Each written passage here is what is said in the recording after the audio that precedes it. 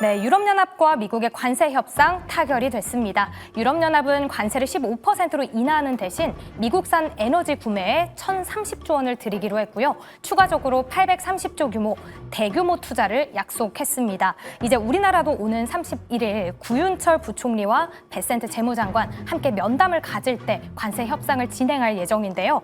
만약에 협상이 결렬이 된다면 25% 고환율 그대로 받는다면 한국의 GDP 0.4% 감소할 수 있다라는 우려 나옵니다. 하지만 안정적으로 협상이 될 경우에는 한국의 경제 성장률 올해는 1%, 내년엔 2%까지 성장할 수 있다라는 기대치가 나오고 있는데요.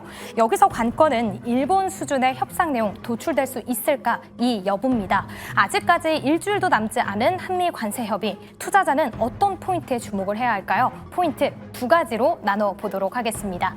그럼 마지막 주식 남녀의 선택 보드를 들어주시죠.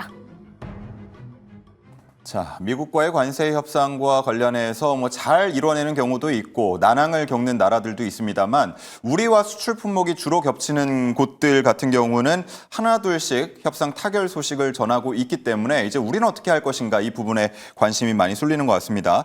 그래서 투자자가 주목해야 할 포인트 두 가지를 적어달라라고 말씀을 드렸는데요. 먼저 최영지 전문가는 알래스카 LNG가 또 나오고요. 그리고 조선업 협력과 관련한 우리의 제안 내용을 써주신 것 같습니다. 그리고 박철순 전문가는 미국과 EU 합의 내용을 좀 들여다봐야 될 것 같고 반도체와 관련해서 이제 2주 안에 발표를 한다는 얘기가 추가로 나왔죠. 최종 관세 얼마로 될지 주목된다라는 이야기를 써주셨습니다. 짧게 두 분께 한번 이 이야기 들어보죠. 전문가님. 네, 일단은 알래스카 LNG 프로젝트와 관련해서는 아직 수익성에 대한 좀 리스크가 있죠. 그런 만큼 우리나라도 신중하게 고민을 하고 있는 상황인데 제 관점으로 봤을 때도 사실 수익성에 있어서 아쉬운 만큼 조금 더 보수적이게 접근하는 게 맞지 않을까라고 생각하고 있어요. 사실 잠자는 대형 사업이라고 이름이 붙여질 만큼 그동안에 장기간 진행이 됐고 중간에도 포기한 기업들도 많이 있었습니다. 아무래도 비용적인 측면도 그렇고 기후적으로 또 안 좋기 때문에 그런 수익성에 대한 것들이 많이 우려가 되는 상황인데 그러면 알래스카 LNG 프로젝트가 사실 미국 쪽에서 우리한테 압박을 가할 가능성이 높잖아요. 예. 근데 이거를 이제 방어를 해줄 수 있는 게 조선업과 관련된 거가 아닐까라고 생각이 들어서 조선업 협력 부분을 또 가지고 왔거든요. 예. 이번에 한국 정부가 미국 쪽에 제안을 했던 게 마스가라고 해서 이제 조선업과 협력과 관련된 내용들을 좀 이야기를 했었습니다. 예, 기존의 마가에서 이제 S를 하나 더 붙인 거죠. 쉽빌딩이라고 해서 조선업을 하나 더 네. 붙여서 미국의 조선업을 다시 위대하게 이런 의미로 해석을 해보시면 될 것 같습니다. 맞습니다. 아무래도 조선업 같은 경우는 미국 쪽에서 인프라도 안 좋고 인력도 지금 부족한 상황인 만큼 우리나라한테 좀 의존을 하길 원하고 있는 상황인데 그래서 알래스카 LNG 프로젝트 쪽이 좀 어렵기 때문에 우리나라가 먼저 이렇게 조선업에 대한 협력을 제안을 한 게 아닐까라고 예. 저는 생각을 하고 있거든요. 그래서 지금 상황에서는 조선업 쪽으로 조금 더 밀어붙이면서 좀 관세 협상을 해야 되는 게 아닐까라고 생각이 들고 조선업황 관련해서 좀 간단하게 말씀을 드리자면 저는 이제 이번 계기로 인해서 협력이 원활하게 진행이 된다면 장기적으로 좋겠지만 주가로 봤을 때는 오히려 재료 소멸이 나오면서 조선업 관련된 종목들은 좀 주가가 빠질 가능성도 있다라고 생각을 하고 있어요.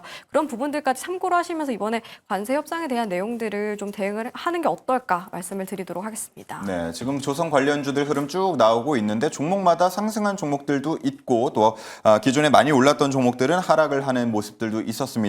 협상 결과에 따라서 세론으로 작용할 수도 있다라는 부분에 대해서 우려를 전해주셨고요.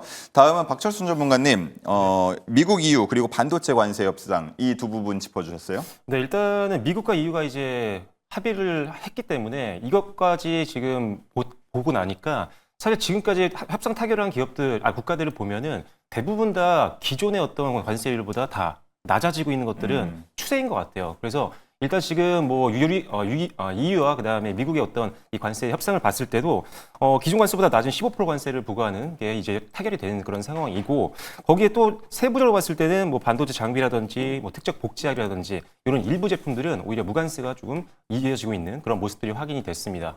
다만 이제 우리나라도 그래서 사실 관세에 대한 부담은 있지만 충분히 좀 낮아질 수 있는 부분들은 분명히 있다고 생각하고 앞서 전문가님께서 말씀해 주신 것처럼 LNG 프로젝트라든지 아니면 조선이라든지 우리가 도와줄 수 있는 것들이 굉장히 많기 때문에 충분히 우리도 관세 리스크는 조금씩 줄어들 거라고 생각을 하고 있어서 관세가 정확히 나왔을 때부터 비중을 좀 적극적으로 늘리는 전략을 한번 우리가 생각을 하셔야 된다라고 말씀을 드리겠고 반도체 향방에 대해서 다시 한번 주목을 해야 된다라고 말씀드린 이유는 지금 사실 전 세계적으로 지금 트럼프가 계속 관세 압박을 하고 있지만 반도체 쪽 같은 경우는 사실 우리나라를 강력하게 제지하기에는 부담이 굉장히 큰 게 바로 미국 입장입니다. 그 이유는 지금 전 세계 메모리라든지 위탁 생산이라든지 우리나라와 지금 대만 쪽이 주도를 하고 있는 그런 상황인데 만약에 지금 AI 프로젝트를 계속적으로 적극적으로 투자를 하고 있고 미국에 있는 빅테크들도 지금 투자를 엄청나게 하고 있는 상황인데 우리나라의 관세를 고관세를 부과를 하게 된다라고 한다면 미국 기업들 입장에서 엄청난 비용 부담이 될 수밖에 없는 상황입니다. 그래서 오히려 반도체 쪽 같은 경우는